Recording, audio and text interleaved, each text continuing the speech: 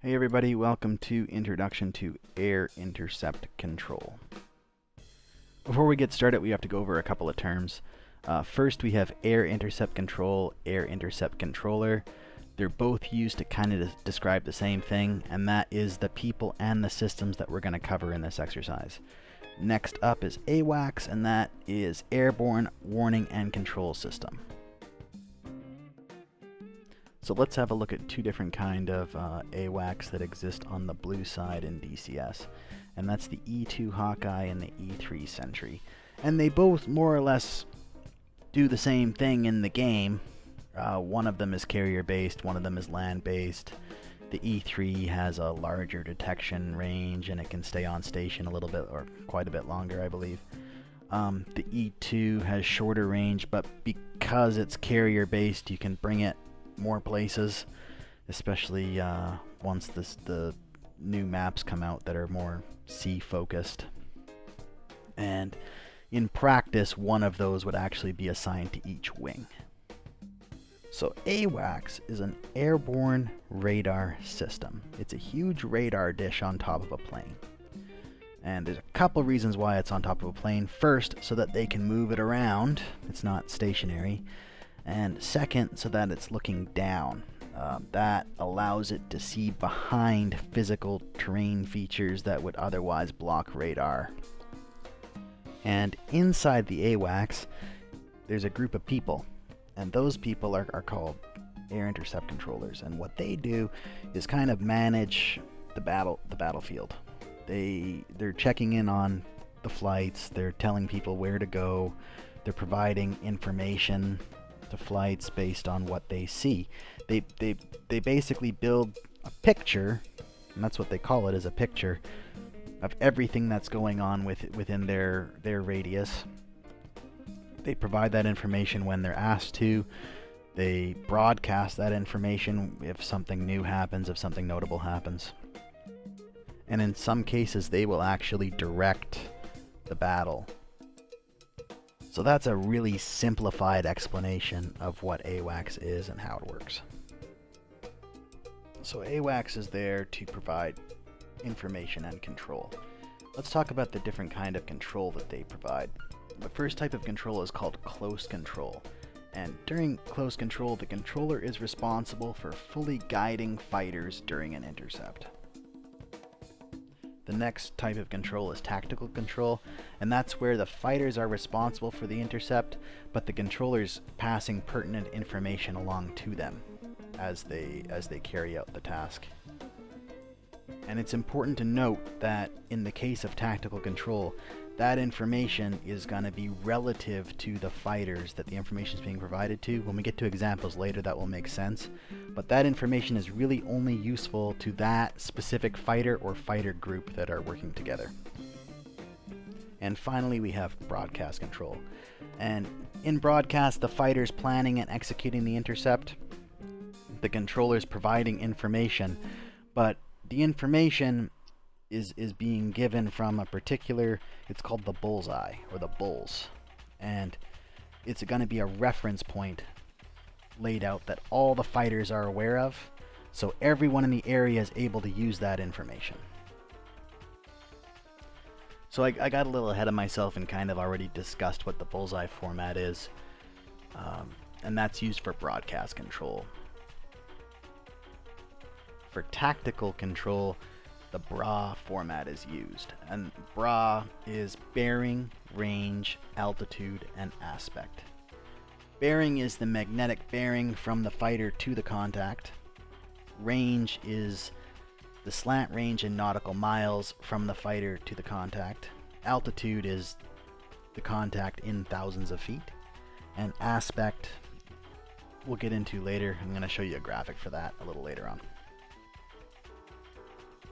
So any information passed from a controller during an intercept is going to contain at least three things: the location of the contact, the altitude, and the direction of movement. What's really going to change is what that information is relative to. So the information is either going to be relative to the bullseye or relative to the fighter group that's being controlled. The other thing AWACS is going to try to do if they have the information is declare what the contact is. So the different kind of declarations you'll receive are here up on the screen. Hostile, the contact meets the criteria. In the ROE, the rules of engagement and weapons employment is authorized. So we know they're bad and we're allowed to shoot them. Bandit means that we've identified them as an enemy, but they haven't met the ROE for us to go ahead and engage them. Bogey is when a contact's identity is unknown. And in this case, the AWACS may actually ask the fighter or fighter group to go in and get a positive ID using some kind of sensor. That might be a camera, it might be just flying up to it and getting a visual if it's not presenting a threat. Friendly, of course, means the contact is friendly. Standby, unable, is not a declaration, but it means that the controller is unable to ascertain the identity of the contact. So we have the graphic up on the screen now that I mentioned earlier, and this is going to talk about the different aspects that we'll get into, and when we get into the examples I'll have this superimposed right on top of the image. But basically, hot is if the contact aspect is within 0 or 30 degrees relative to the reference point. All of this is going to be relative to the reference point.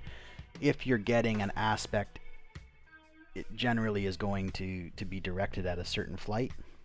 I think generally all the time it's going to be directed at a certain flight. But if you're overhearing this as in another flight, that aspect won't be pertinent to your situation unless you're in a similar area to the flight that is receiving the information. Flank is the contact being 30 to 60 degrees relative. Beam, 60 to 120 degrees relative.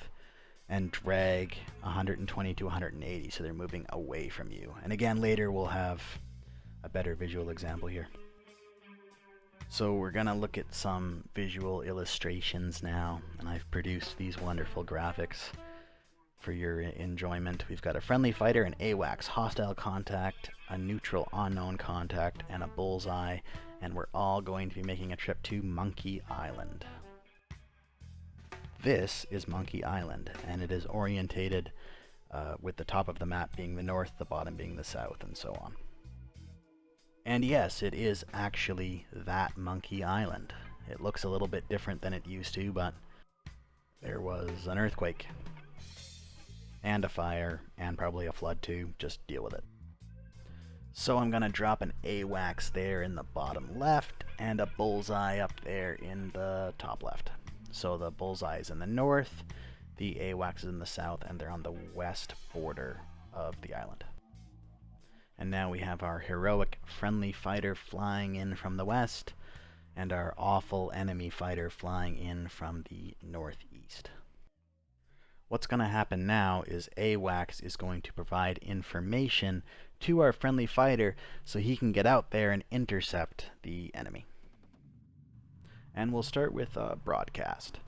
So in a broadcast, the first thing an AWACS is going to give you is a bearing. And the bearing is, as discussed, going to be relative to the bullseye. So I've got a compass there, and you can see from the bullseye, the hostile is at 078 degrees. The next piece of information they will give you is the range. And in this scenario, it's 80 nautical miles, 80 nautical miles. The next piece of information we're going to get is the altitude. So in this case, it's 5,000 feet above mean sea level MSL. And all altitude information you're going to get from AWACS is going to be MSL, not AGL. They're also going to tell us that the hostile is moving south. So we have a bearing of 078 degrees, a range of 80 nautical miles, and an altitude of 5,000 feet, and the contact is tracking south. And that's going to sound something like, Magic single group bulls 078 for 80, 5,000, track south, bandit. And you'll see that they put the declaration at the end because they know it's a bandit in this case. Next, we're going to look at the tactical control, specifically using the BRA format.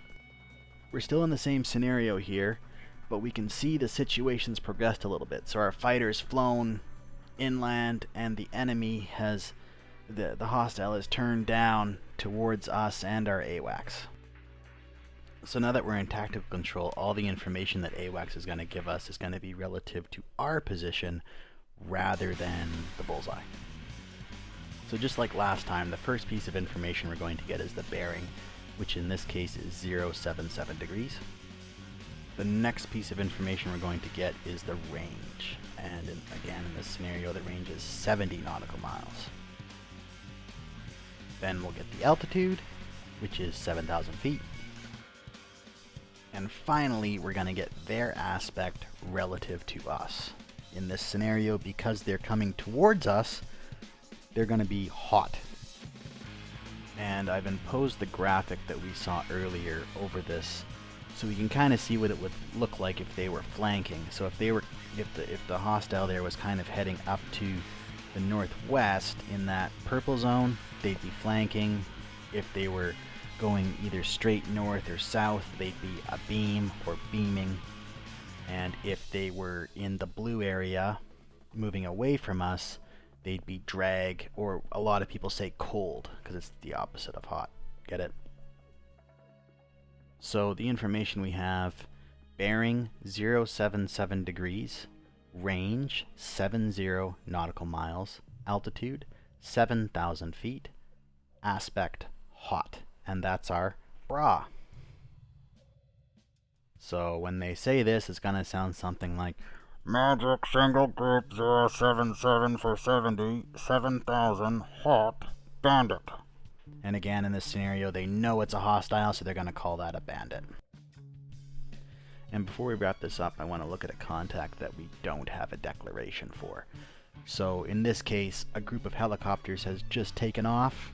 You've got them on your radar, and AWACS hasn't passed any information on, but you know you're going to be running into them pretty quick here, and you want to get a declaration. So what you're actually going to do in this case is call AWACS and ask them to declare. So you'll call them and say, Magic Victory 1-1 contact BRA 090 for 42,000 declare. And what you've done there is you've told Magic that you have a contact at 090 relative to you. They're 40 miles away and they're 2,000 feet above sea level on your radar. And and declare, obviously you're asking them to tell you to categorize them. And they can reply, Victory 1-1 Magic Single Group BRA 090 for 42,000 bogey. So they've told you that's a bogey, which means they don't know what it is either. In this scenario, they may ask you to go check it out, to get your camera on it, or to get visual ID with the Mark 1 eyeball. You might not always get a clear declaration every time. So bear that in mind.